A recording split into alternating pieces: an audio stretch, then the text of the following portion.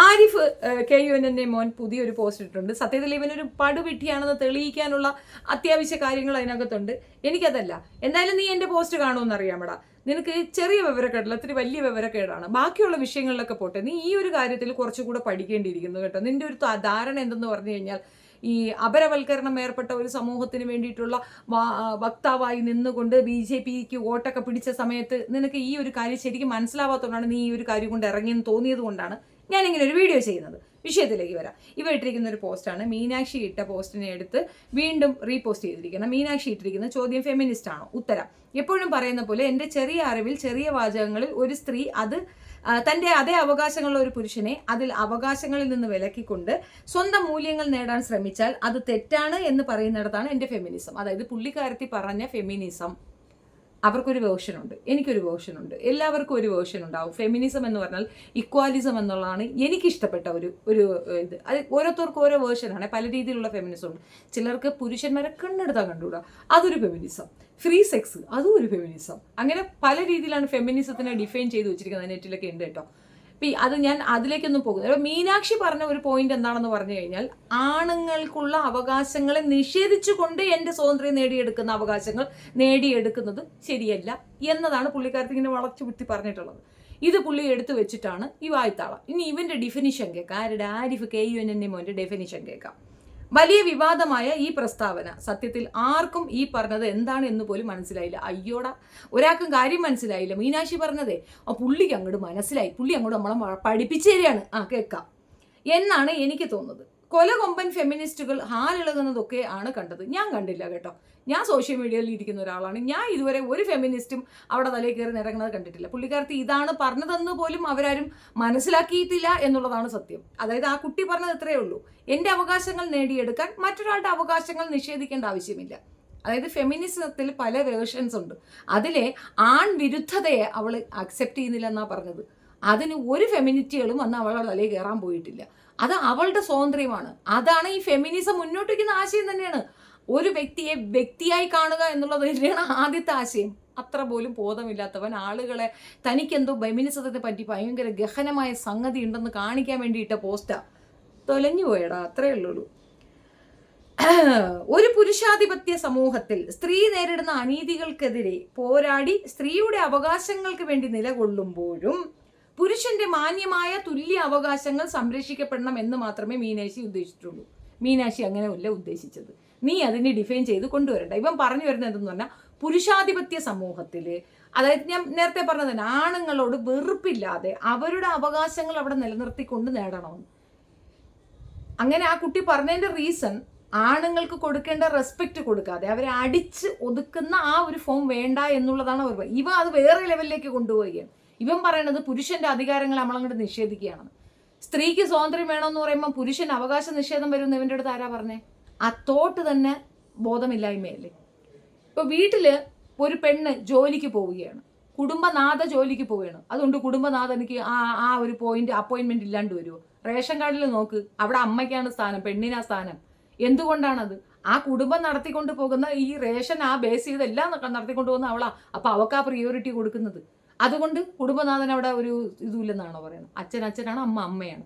ആ ബോധം ഉണ്ടാകണമെങ്കിൽ ആദ്യം, എടാ നീ കുടിപ്പള്ളിക്കൂടത്തിലും പോയിട്ടില്ലേ, മദ്രസയിലും പോയിട്ടില്ല, ശരിക്കും നിനക്ക് എന്താണ് സോക്കേടെന്ന് എനിക്ക് മനസ്സിലാകുന്നില്ല. ബാക്കി വായിക്കാം. അതായത് സ്ത്രീകളുടെ അവകാശം നേടുന്നതിന്റെ ഭാഗമായി തുല്യമായ പുരുഷ അവകാശങ്ങൾ ഹനിക്കുന്നത്. എങ്ങോട് കൊണ്ട് കയറ്റുന്നത് മനസ്സിലായി നിങ്ങൾക്ക്?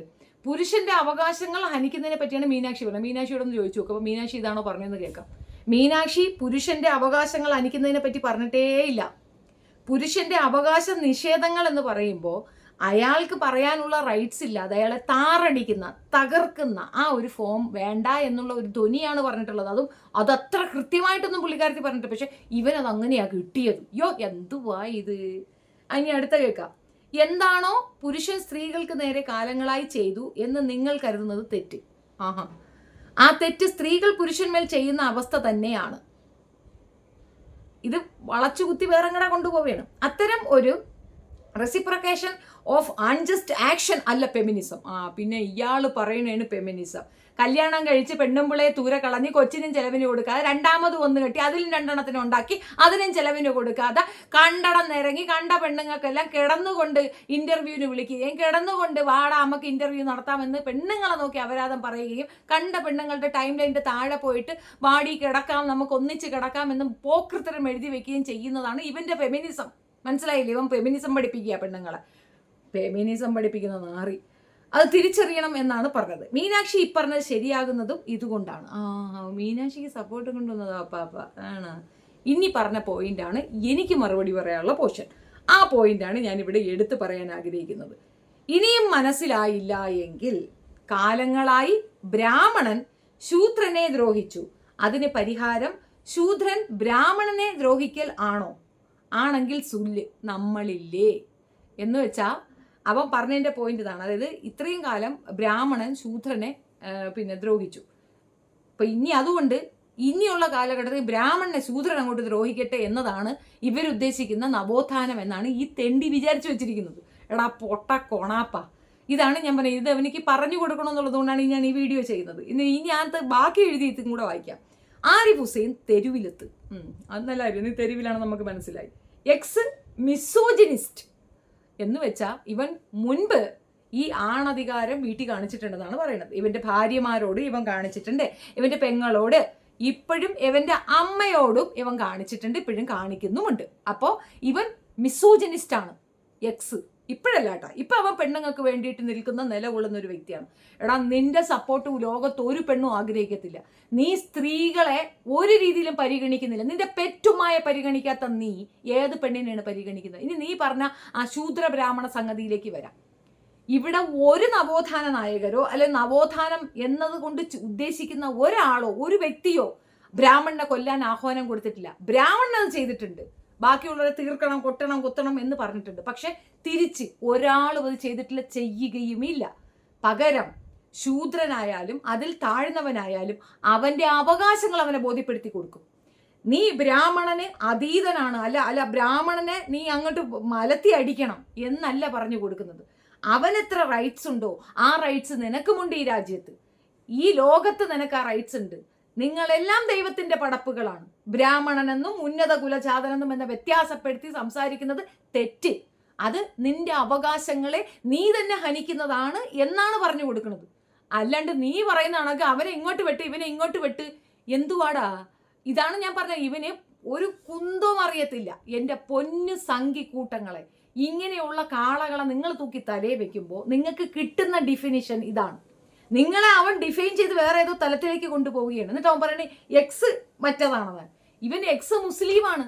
ഈ പറഞ്ഞ രീതിയിൽ ഇവൻ പണ്ട് പുരുഷാധികാരത്തിന് വേണ്ടിയിട്ട് നിന്ന ഒരു വ്യക്തി തന്നെയാണ്. ഇപ്പൊ അവനിക്ക് അങ്ങനെ ഒരു ഫോം ഇല്ല. Okay, agreed. എൻ്റെ ഒരു ചോദ്യം, നീ ഈ ബ്രാഹ്മണനെയും ശൂദ്രനെയും പറഞ്ഞതുപോലെ എക്സ് മുസ്ലിമുകൾക്ക് ഇസ്ലാമിനെ ഇഷ്ടമല്ല.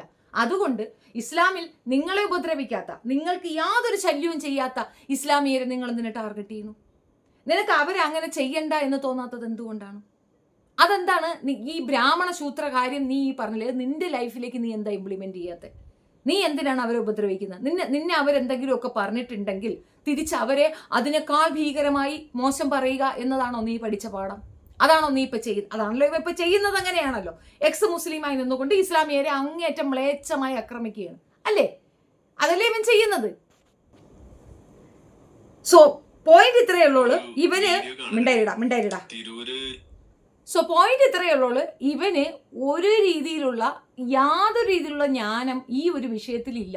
ഫെമിനിസം എന്താണെന്ന് അറിയത്തില്ല, ഫെമിനിസത്തിനെ എങ്ങനെ ഡിഫൈൻ ചെയ്യാന്ന് അറിയത്തില്ല. അവൻ അവസാനം കണ്ടെത്തിയ ശൂദ്ര ബ്രാഹ്മണ കാര്യത്തിൽ തന്നെ ഇവൻ പൊതുസമൂഹത്തിന് കൊടുക്കുന്ന ആ ഒരിത്, നമ്മളില്ലേ, അങ്ങനെയാണെങ്കിൽ നമ്മളില്ലേ, അങ്ങനെയല്ല. ബ്രാഹ്മണൻ ശൂദ്രനെ അടിച്ചാക്ഷേപിക്കുന്നുണ്ടെങ്കിൽ, അടക്കി ഭരിക്കുന്നുണ്ടെങ്കിൽ അത് പാടില്ല എന്നും അത് നിന്റെ അവകാശ നിഷേധമാണ് എന്നുമാണ് ബാക്കിയുള്ളവർ പഠിപ്പിച്ചു കൊടുക്കുന്നത്. നീ എന്താണ് മനസ്സിലാക്കിയെന്ന് നിന്റെ ഈ ടൈം ലൈനിലുണ്ട്. നീ എഴുതി വെച്ച ആ വായ്ത്താളത്തിലുണ്ട്. അവകാശങ്ങൾ നിഷേധിക്കപ്പെടുമ്പോൾ അതിനെതിരെ ശബ്ദം ഉയർത്തുകയാണ് വേണ്ടത്. പണ്ട് പഞ്ചമി ചെയ്തില്ലേ, പണ്ട് അയ്യങ്കാളി ചെയ്തില്ലേ, എന്തിന് ചെയ്തു? 2.5 വർഷം ഇറങ്ങില്ലെന്ന് പറഞ്ഞു. ഞാൻ കൊയ്ത്തിനിറങ്ങില്ല, താല്പര്യമില്ല. അയാൾ ചേറി ചവിട്ടിയല്ലേ നീ ചോറി കൈവയ്ക്കൂ എന്നുള്ളത് ഇന്ന് മനസ്സിലാക്കി. അന്ന് അവന്മാർക്ക് അത് മനസ്സിലായിട്ടില്ല. എൻ്റെ റൈറ്റ്സ് ആണ്. അവൻ പണിയെടുക്കണം, ഞാൻ ഇരുന്ന് തിന്നണം. ഈ ചിന്താധാര തെറ്റെന്ന് അവനെയും പഠിപ്പിച്ചു കൊടുക്കുക, ഇവനെയും പഠിപ്പിച്ചു കൊടുക്കുക എന്നുള്ളതാണ് നവോത്ഥാനം കൊണ്ട് ഉദ്ദേശിക്കുന്നത്. അതാണ് ശരിക്കും പറഞ്ഞാലുള്ള ഫെമിനിസവും സമത്വം, ഇക്വാലിസം. നീയോ ഞാനോ മികച്ചവനല്ല, രണ്ടും ഈക്വലാണ്. നിങ്ങളുടെ കഴിവുകൾ അതിലൊരു മികവുണ്ടെങ്കിൽ അത് ഓക്കെ. അല്ലാതെ നിങ്ങൾ മനുഷ്യജാതി, ഒരു ജാതിയേ ഉള്ളൂ, ആൺജാതി പെൺജാതി അല്ല, വേറെ ജാതികളില്ല. അങ്ങനെ ഒരു വേറെ കൃത്യം പാടില്ല എന്നാ പറഞ്ഞേ. നീ മനസ്സിലാക്കിയത് സംഘിപ്പാളയത്തിൽ നിന്ന്.